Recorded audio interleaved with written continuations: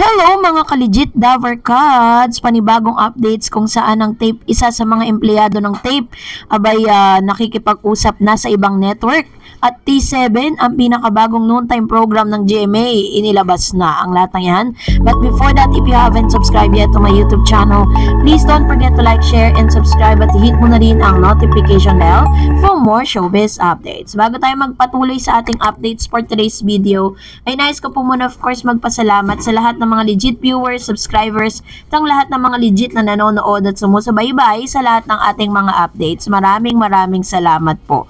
And for today's video, ito na nga pag-usapan natin ito dahil ang GMA 7 po ngayon, pagkatapos po nilang i-terminate yung kontrata ng Tape Incorporated dito po sa nasabing network, ay talaga namang marami pong mga naglabasang pangalan na gusto pong ipalit at ipantapat sa TVJ at sa It's Showtime. Syempre nga naman, 'di ba? Isa sila sa pinakamatagal na at pinakamalaking network dito po sa Pilipinas matapos mawalan ng prangkisa ang ABS-CBN. Tapos bandang huli, dalawa yung noontime program na umiere sa kanila, and then yung pinaka main channel pa nila ang walang noontime. So parang medyo medyo umaga sa pride, parang naungusan sila, 'di ba? Pero sabi nga ng ilan, meron daw pong binubuo ito pong GMA 7 na ipantatapat sa TVJ. At yan po yung inilalabas ng ilan sa mga pro-tape vloggers. Pero ang GMA naman po ay nananatiling tahimik patungkol sa bagay na ito. Lumabas po ang mga espekulasyon na si Mr. Willie Revilla may daw di umano ang ipangtatapat sa TVJ. Pero base po sa ilang sa mga news insiders na napaka-imposible pong gawin, no? Kahit po nagpapahiwatig itong si Willie Revilla may na gustong bumalik sa GMA, tila baga parang wala nang chance para bumalik siya matapos niyang i-reject yung offer sa kanya ng GMA Network noon na ipinagpalit niya doon po sa ALTV na parang doon po niya inilabas yung kanyang programa. Kaso nga lang, hindi naging successful. Ngayon, bumabalik na naman siya sa GMA 7 pero hindi na po siya or parang wala nang chance na makabalik pa siya.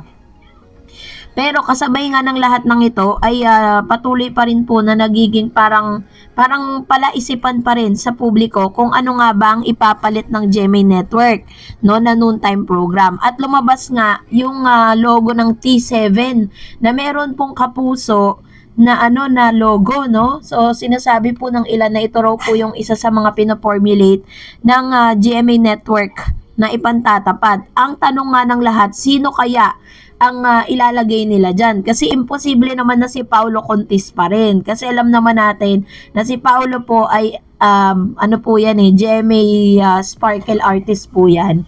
Under po siya ng management ng GMA. Kaya nga po may mga programa siya dyan, diba, na parang kasama siya dahil talent po siya ng GMA. So imposible pong si Mr. Paulo yun dahil alam natin kung gaano po ka bad image itong si Paulo, no, sa publiko, at kinakansela siya, yung cancel culture na naranasan ni Paulo Contis dahil po sa pagiging taklesa niya sa nasabing issue po ng TVJ at ng Tape Incorporated.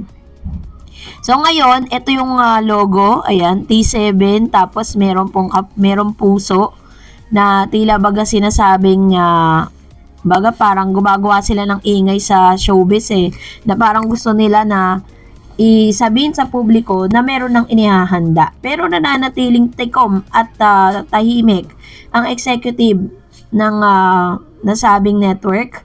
Maging si Mr. Duwabit po talagang hindi basta-basta nagpapa-interview yan Ang pinagtatakan lang natin, bakit po sa tinagal-tagal ng issue na to, never pong naglabas ng any news ang GMA Network with regards to this matter. Diba? Nung nagkaroon po ng layoff ng noontime program, even yung pinaka-deepest sa problem or issue ng TVJ at ng Halusos, never po nila talagang nilalabas sa publiko. So, yun po yung isa sa mga pinagtataka nating lahat. Pero, ang tanong din natin is, kaya pa ba na i-recover ng tatay ng Halusos na siyang nagtaguyod, isa sa mga nag-produce at isa sa mga owner, pinakamalaking share ng Tape Incorporated, yung kanila pong noontime program. Kasi parang, syempre nakakapanghinayang dahil for the longest time, diba, nung tatay pa nila yung nandoon, parang hindi naman nagkaroon ng ganong gulo. 'Diba? So, yan ang pinaka-biggest question. Pero this time, eto na nga, dahil si Paulo Contis, na isa sa mga empleyado na meron pong long-term contract sa tape, ay nakikipag-negotiate di umano sa ibang network. Yan po ang ilan sa mga laman ng balita matapos siya mag-post ng kanyang photo with Miss Wilma Galvante and Mr. Boy Abunda. Sabi niya, natawa lang daw si Paulo Contis ng kulitin kung ano ba ang pinagmitingan nila ni Ma'am Wilma Galvante. Sa mga hindi pa nakakaalam, connected si Ma'am Wilma sa Net25 bilang consultant sa programming. Kaya inaiintriga kami sa meeting nila na ipinost ni Paulo sa kanyang Facebook account. Kasama si Kuya Boy Abunda at ang dating taga GMA7 na nasa Net25 na ngayon na si Joshua De Guzman. Great catching up bro Joshua De Guzman and Ma'am Wilma Galvante with 3 smile emojis and 3 laugh emojis. Naiintriga kami sa end sa caption nito. Meron ba silang nilulutong project para sa Net25 kaya ito? Wala naman daw ganon, sabi sa amin ni Paulo. Nagkukumustahan lang daw sila dahil sa matagal na rin silang hindi nagkikita at nagkakausap ng matagal-tagal. Nagkape lang, catch up lang kami ni Ma'am Wilma, matipid na text ni Paulo. Nasa post din niya nandun si Kuya Boy pero wala raw yun. Nagkita-kita lang daw sila roon sa chikahan nila si Ma'am Wilma sa Quezon City. Wag na raw ako maintriga dahil wala naman daw talaga. Hindi rin muna siya nagbigay ng anumang pahayag kaugnay sa biglaang pagkakasibak ng tahanang pinakamasaya. Wala naman daw siyang kailangang ipaliwanag pa or sabihin. At nilinaw din niya na wala raw siyang tampo o galit sa GMA7 dahil sa pagkakatanggal ng noon time show nila sa Kapuso Network. May mga nagbabalita kasing galit daw siya sa GMA dahil sa pangyayari sa tahanang pinakamasaya. Ang sabi niya lang, in denial po si si attorney Paulo Contit. At bakit ako magagalit sa GMA? Sabi niya, GMA has been very supportive of me ever since. Kaya kahit nung panahon pa na mas hindi ako okay, they supported me.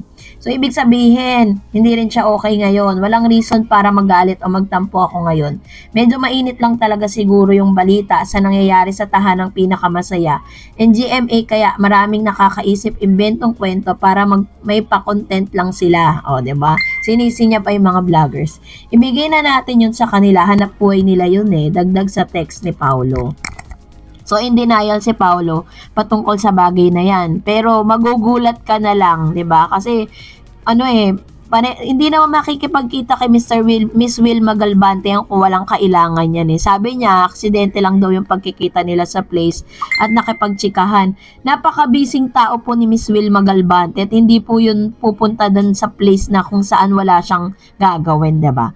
So, hintayin na lang natin kung ano po yung negosasyon na nangyayari between Paulo at kay Miss Wilma Galvante sa Net25.